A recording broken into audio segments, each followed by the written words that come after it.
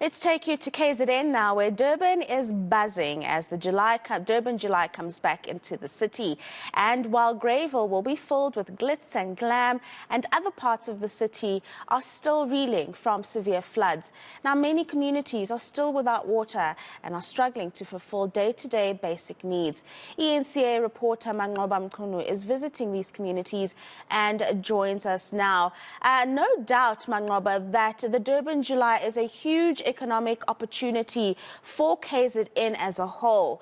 In the meantime, though, on the sidelines, those marginalized by the heavy floods that we saw just recently, I mean, what are their sentiments about this particular weekend? Well, indeed, Rupua, the remnants of that flood here at KwaZulu-Natal is still quite visible for some communities. We're here at Desai, which is west of Durban, where the community is really scrambling for water. Up until now, these community members report say they haven't had water since the floods hit this particular province. I'm just going to step out of camera just to show you here what is happening right now. You can see, report that the community members have come out in their numbers with their buckets. They are really struggling and scrambling to get water from that water tanker that is just positioned here. And they're telling us, report, that this is a daily reality for them. And in fact, they say that today is one of the lucky days because the water tanker has arrived to this community. On most days, it does not arrive in this community. So you can see, Ropua, everybody's just trying their best to get their buckets and to collect some water. And these residents say that it's really been tough for the past few months. They have been waiting for water to be restored in this particular community. They're not getting the answers really as to what is the holdup, what is happening.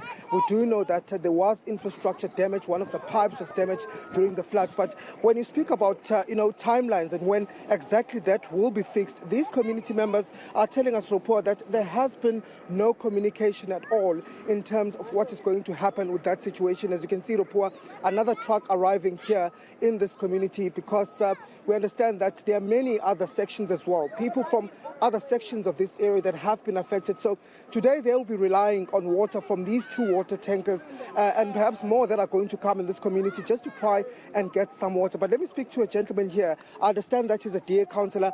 Sir, just come this way and just paint us a picture of exactly how the situation is here when it comes to water. Okay, I'm the DA PR councillor for Ward 15. I've got a desperate call from the residents here saying that they're desperate for water. They haven't got water for days on end and they need water. So fortunately, I was able to make arrangements last night to get a truck here, and you can see how the people are rushing for the water, and you can see the desperation. So we need to get regular water trucks coming to this area so that the people can get serviced. What are people telling you in terms of water? We understand that they don't get these water tankers daily. That's right. They don't get water tankers coming regularly, and they in desperation go out. They in desperation go out looking for water tankers. And that is why they called me, and I was totally unaware that this area was not being serviced by water tankers. So that's why I had to make urgent arrangement to get the water tanker here this morning.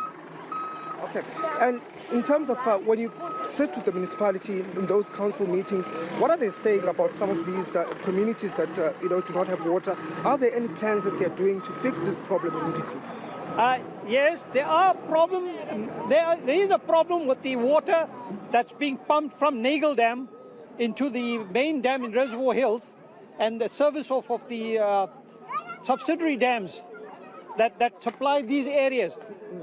But unfortunately, the problem will take some time to get solved. And in the meantime, they need to provide the water to the areas using water trucks. Okay. Thank you very much for speaking to us. And your name, sir, is? Rajan Maharaj. Thank you, Rajan, for speaking to us. Of course, that is Rajan, a DAPR councillor here in Ward 15. But I'm going to speak to community members, report, just to get a sense from them. It must be frustrating, Siswami, not having water. Of course, we were here also last month, at the beginning of the month, and this was the same situation. Yeah, kusenjalo nje bhuti wami namanje amanzi sesiwahluphekele about 4 months. Ikhukhula vele ifika la endaweni amanzi asinawo.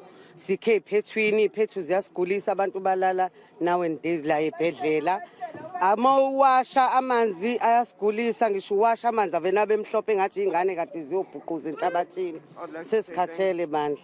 So kunjani nje isimo sempilo man ngiyazi ukuthi amanzi adingeka kakhulu ukuthi nipheke ukuthi niwashe lezi zinto sinjani nje isimo sempilo Hayi sinzima kakhulu sinzima ngoba njengoba ngisho bhuti wami ukuthi ingane nabo abantu abadala ephethwini amanzi uthola ukuthi amavaterikana afika kanye emva kwamasonto awu2 sibange kuyaliwa abantu kuze baze kwaphuma nesidumbu kwenye indawo la yaseceleni kwethu kubangwa amanzi nje kuphela isimo sinzima kakhulu mntakababa.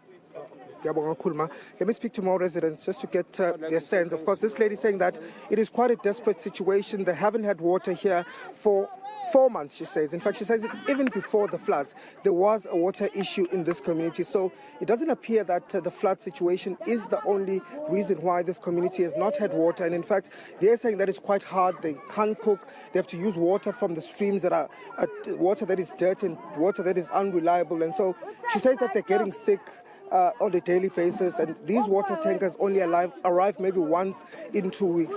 Siswami, ngicela ukuba nawe manje ubuthela nje amanzi nawe lama wami ngikubuze la isimo sinjani ma? Ayisibi beshama isimo sibi ngempela. Siphelile angiyazi indaba lamanzi. Nabo angafika lamanzi silale singadlili. Hayi kuba nzima kakhulu indaba yamanzi.